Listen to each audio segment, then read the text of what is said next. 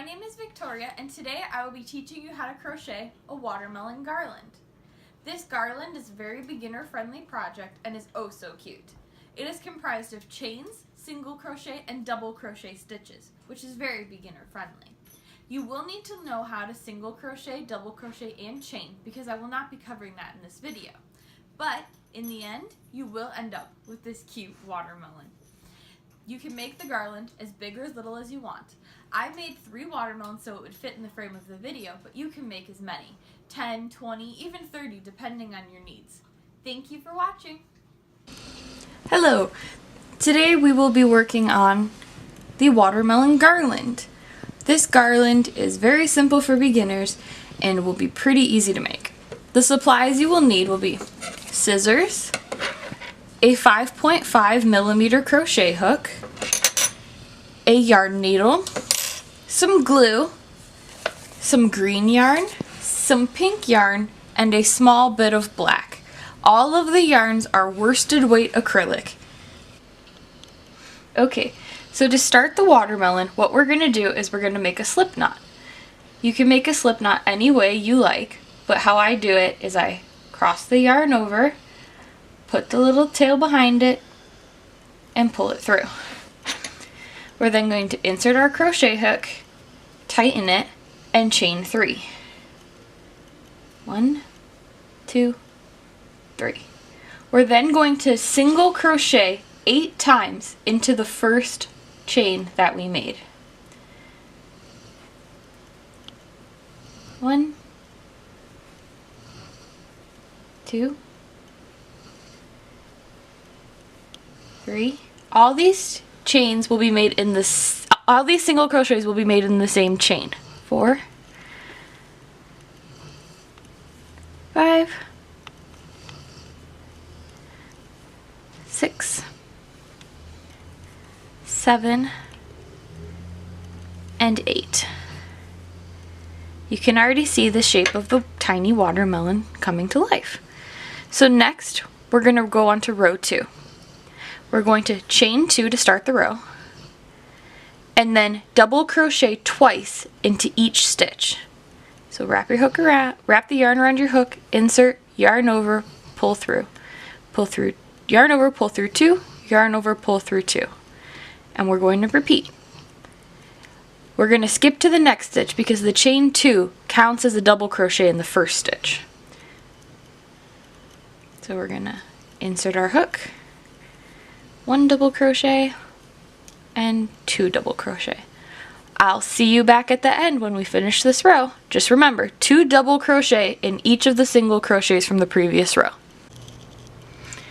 Now that we've finished with row 2 and we have 2 double crochets in each stitch, we're going to chain 1. For row 3, we're going to do single crochet in the first stitch, 2 single crochet in the next stitch, single crochet, 2 single crochet in the next. So we're going to repeat that pattern 1, 2, 1, 2 all the way across until we get to the end. I'll meet you there. Now we've completed row 3 with the pattern 1, 2, 1, 2 all the way across. For row 4, which is our last pink row, we're going to chain 2, flip our work, and do 1, 1, 2, 1, 1, 2. So 1,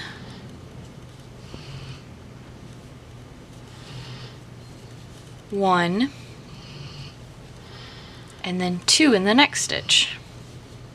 Doing this allows our project to be flat and not start curling up on us. If we were to just do 1 double crochet in each stitch, it would eventually just kind of warp itself. So we're going to keep increasing. So 1 double crochet in the next stitch, 1 double crochet in the next stitch, and 2 in the next. We're going to repeat that all the way across. 1, 1, 2, 1, 1, 2 until we get to the end. See you there.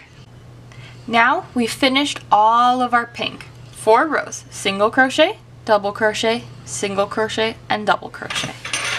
To finish off, we're going to chain 1, cut our yarn, and pull it through. Pull it tight, and that secures the yarn.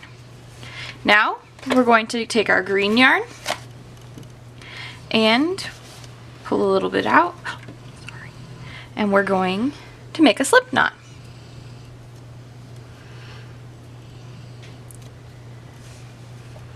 We're going to turn our yarn and start at the beginning. We're not going to start where we finished. So we're just going to insert our hook into the first stitch, take our yarn, our working yarn, not our tail, and pull it through, and then pull it through. Then we're going to chain 1, and we're going to single crochet in the next 3, single crochet in the next 3. So we're going to do 1, pardon me for that, 2, 3, and then we're going to do 2 single crochets in the next stitch, and repeat. 1, 2,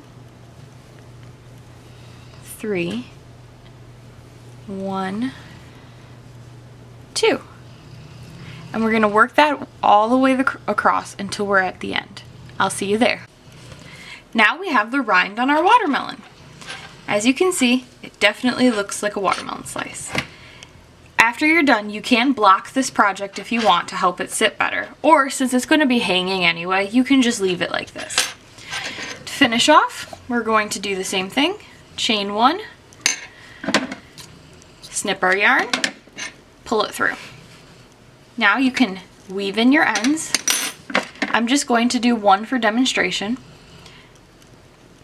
Thread your needle and just weave it in.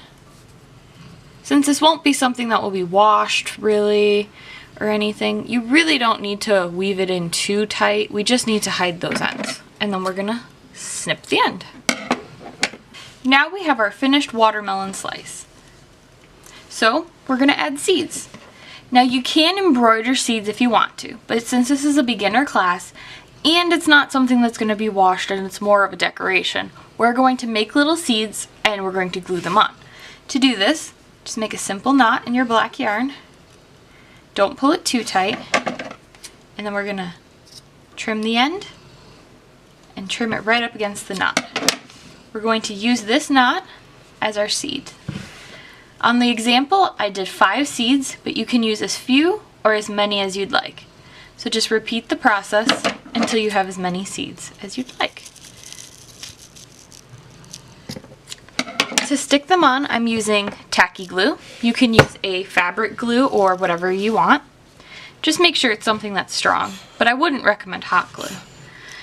Let the glue come out, position the seed where you want it, add a dab, glue it down. And repeat that for all of your seeds. When you're done, you should have something that looks like this.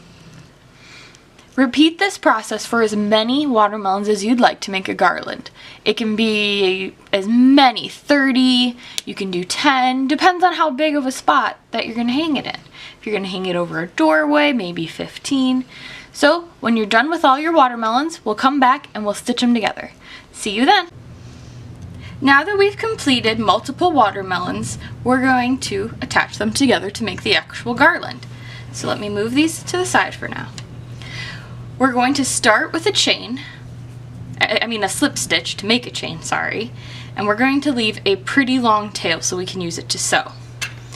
Same crochet hook, the 5.5 millimeter, and we're going to take some of our yarn and chain.